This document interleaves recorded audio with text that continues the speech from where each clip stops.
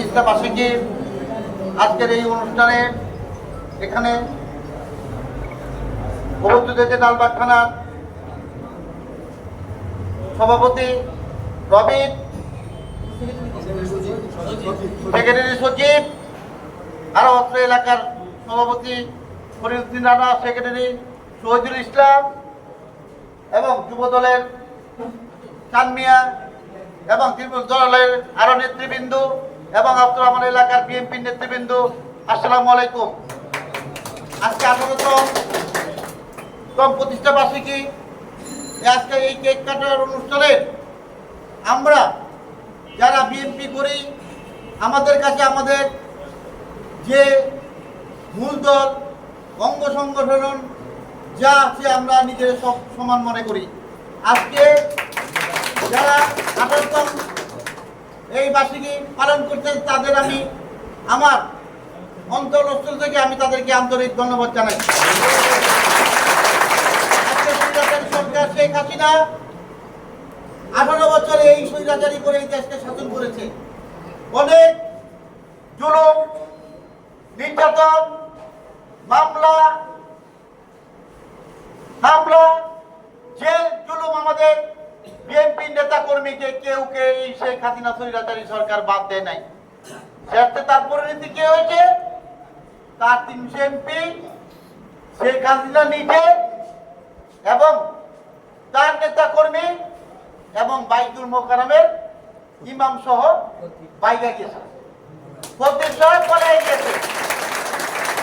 আমরা সামনে আমাদের একটি নির্বাচন, আজকে তত্ত্বাবধায়ক সরকার যারা আছেন এই সরকারের কাছে আমাদের নিবেদন, সুন্দরভাবে ইলেকশন দিয়ে 17 বছর আমাদের বাংলাদেশ জনগণ কোনো ভোট দিতে পারে নাই।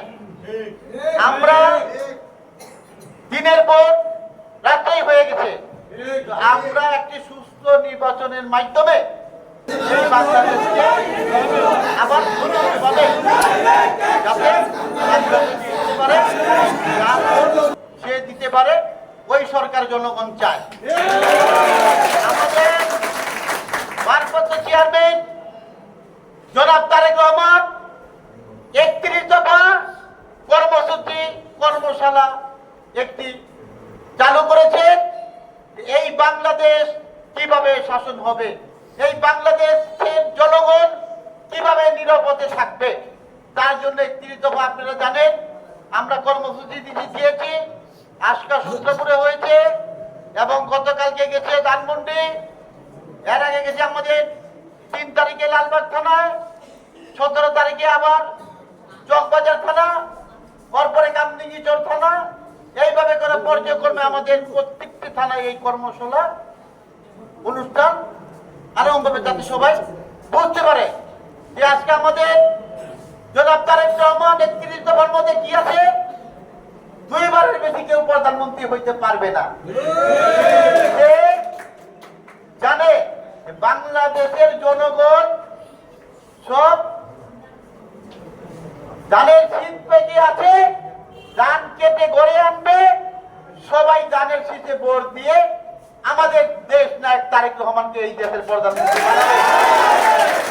তারপরে সে বাংলাদেশকে কত ভালোবাসে, সেই 2 বারের বেশি প্রধানমন্ত্রী যাতে কেউ না হইতে পারে। প্রথম বিষয়টা তো জানি, সেই তো আমার মনে হয় যে এই সরকার, বাংলাদেশের সরকারের অনেক দিন প্রধানমন্ত্রী থাকবে। এই জনগণ তারেক রহমানকে চায়, যে তাকে ছাড়া, তারেক রহমানকে ছাড়া এই বাংলাদেশের উন্নয়ন হবে না। এই জন্য আমরা আইনের শাসন, মুক্তিযুদ্ধ, আপনার ওই নদী খনন সবকিছু এটাতে আছে, যাতে আমাদের এই দেশটা 31 দফা মাইনে সবাই যদি আমরা এইভাবে দেশ পরিচালনা করি, ইনশাল্লাহ আমাদের এই দেশ সিঙ্গাপুর থেকে ছাড়িয়ে যাবে। আমাদের সুন্দর দেশ, আমাদের দেশকে ভালো কোনো দেশ নেই। বাংলাদেশের মতো দেশ আপনি কোনো জায়গায় কোনো দেশে হিসেবে পাবেন না। আমাদের এই জন্যই আমাদের বিএনপির আমাদের দেশের জন্য মায়া আছে। আমরা উন্নয়ন ছাড়া কিছু মনে করি না। আমরা চাই দেশটা কিভাবে উন্নয়ন হোক। আমি আর বেশি বাড়াবো না। আমি একটা মসজিদে যাব, ওখানে নামাজ পড়বো, কমিটি ডিক্লেয়ার করবো কৈলাঘাটে, এবং আমি একটা ওয়াজ মাহফিলের প্রধান অতিথি আমাকে যেতে হবে এবং ওখানে এশার নামাজ পড়তে হবে।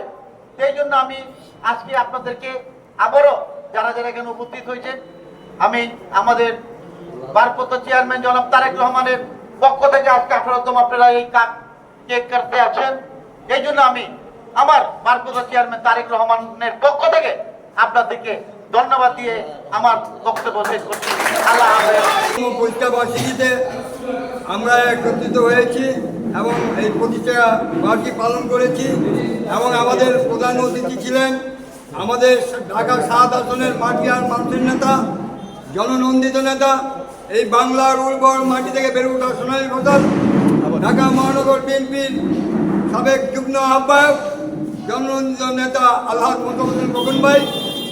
তাই আমরা বাংলাদেশ জাতীয়তাবাদী তৃণমূল দলের আজকে 18তম প্রতিষ্ঠা বার্ষিকী আয়োজনে আজকে আমরা লালবাগ থানার পক্ষ থেকে দেখা হলো। এই দল 111 থেকে শুরু করে এ পর্যন্ত এখনো রামসার ছিল, আছে, থাকবে। বিএনপি আগামীতে যদি ভবিষ্যতে নির্বাচনে বা ভবিষ্যতের ক্ষমতা আসে, এই দল বিএনপির সাথে অঙ্গ সংগঠন হিসেবে সবসময় কাজ করবে, থাকবে এবং ভবিষ্যতে আরও ভালো শক্তিশালী করার জন্য ঐক্যভাবে কাজ করার জন্য